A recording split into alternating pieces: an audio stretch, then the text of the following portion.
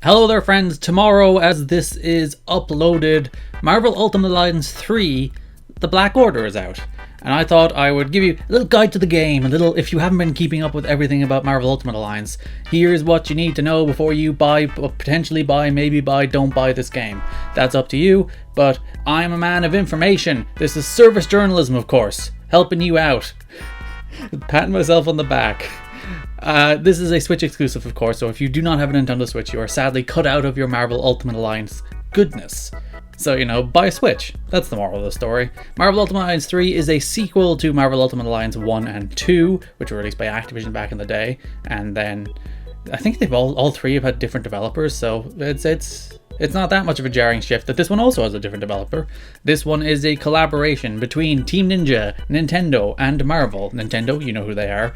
I assume if you have interest in Marvel Ultimate Alliance 3, you know who Marvel are. And then Team Ninja are the people who made Ninja Gaiden, Dead or Alive.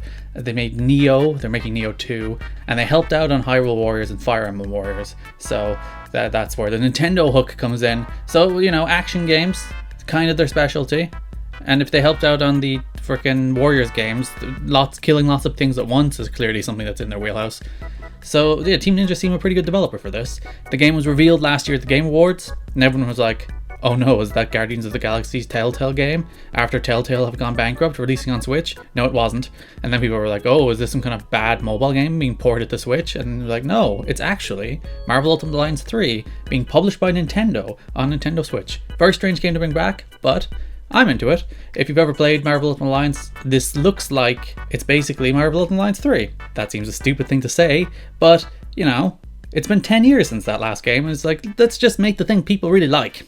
It is very important to note, this game has absolutely no tie-in to any cinematic universe, and even games universe, because this game is not tied to even the previous two Marvel Ultimate Alliance games. Obviously in terms of gameplay it's a successor, but in terms of the story, you do not have had to play either of the other two games to play this one, because those games are 10 years old and they're not available on Nintendo's platform. So it would be a little bizarre if you're like, oh, in order to keep up with the plot of Marvel Ultimate Alliance 3, you have to play Marvel Ultimate Alliance 2 on the PlayStation 3 10 years ago.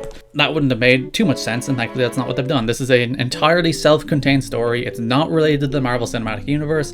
It's not related to comic books, though obviously all the characters come from comic books, and the designs seem to be based a lot more on the comic book designs of the characters rather than the MCU designs of the characters, as opposed to Square's Avengers, where the designs seem to be plucked out of nowhere and look very weird. These are like the classic comic book characters that you know. So gameplay, as I said, very, very similar to the first two by the looks of it. You have strong attacks, heavy attacks, special attacks, and then extreme attacks, which are super powerful, and then you can stack all of the extreme attacks. It is a 4-player game at all times, so even if you're playing single player, you will have a team of 4 different characters, and then you can play with up to 4 players locally, or 4 players online. So if you want to have a fun time with all your friends, you can pick all your Marvel characters and go run rampage. But also, if you want to play by yourself, you will have 3 other NPCs. NPCs is the wrong word, because technically you can play as those characters. 3 other AI control characters, there you go. 3 other AI control characters coming with you at all times. And if you assemble teams, like there's a bunch of Spider-Man characters, there's a bunch of X-Men characters, there's all the Avengers, there's like Agents of S.H.I.E.L.D. You can assemble teams so that you get like stat buffs and bonuses, which sounds pretty cool. That, if you put together the core Avengers group, you'll get an Avengers bonus. If you put together all the Spider-Man characters, you'll get a Spider-Man bonus, which is kind of fun for coordinating your team in style. In terms of the roster, it's a big roster, and it's a roster that's not tied to licensing concerns like the problem people had with Marvel vs. Capcom. This just spans the Marvel comic book universe across the board. If you do not want to know all the characters in this game, I'll put a timestamp on the screen that you can skip to, so they can all be surprises for you. In this game, there is Black Panther, Black Widow, Captain America, Captain Marvel, Crystal, Daredevil, Deadpool, Doctor Strange, Drax the Destroyer, Elektra, Elsa Bloodstone, Falcon, Gamora, Ghost Rider, Groot and Rocket Raccoon as a single character, Hawkeye, Hulk, Iron Fist, Iron Man, Loki, Luke Cage, Magneto, Miles Morales, Miss Marvel, Nightcrawler, Psylocke, Scarlet Witch, Spider-Gwen, Spider-Man, Star-Lord, Storm, Thor, Venom, Wasp, and Wolverine. That's a lot of playable characters. That's probably more playable characters than you could ever play as, which is a lot of fun. Though reading that list, there is 2 characters whose name begin with black, 2 that begin with captain, 2 that begin with iron, 2 that begin with spider. Clearly Marvel are destitute when it comes to creativity. It's just need a Captain America, Captain Marvel. That's the name of our company, right? But anyway, yeah, that's a really deep playable roster. There's tons of bosses as well. There's like Electro and Dr. Octopus and Red Skull and Juggernaut. I'll be very upset if he doesn't say the "I'm the Juggernaut" line, but I suppose I can get over it because this is probably going to be a game aimed at kids. They seem to have a lot of environments, stuff like X-Mansion, stuff like The Raft, stuff like Shadowland have been shown off so far, so they're just spanning all of the Marvel comic book universe, just wandering over the universe. Of course, the framing of the story, I said it was entirely unrelated to the MCU, but it is a Thanos story. The name of the game is Marvel Ultimate Alliance 3: The Black Order, so it's a game following the Black Order and Thanos. If you remember the Black Order, they were in Infinity War and Endgame. Ebony Maw and the other ones whose names I don't remember. I think Corvus Glaive was one, and I couldn't possibly tell you the names of the other 2. But yeah, even though it's unrelated to the MCU, the plot is an Infinity Stone related plot, which is, I guess, smart. It ties into the thing people know without making it a retreat of the thing people know. And there's a bunch of like enemies from Marvel history, including Sentinels and Ultron and all that fun stuff. It should be very exciting. I'm very excited for this game.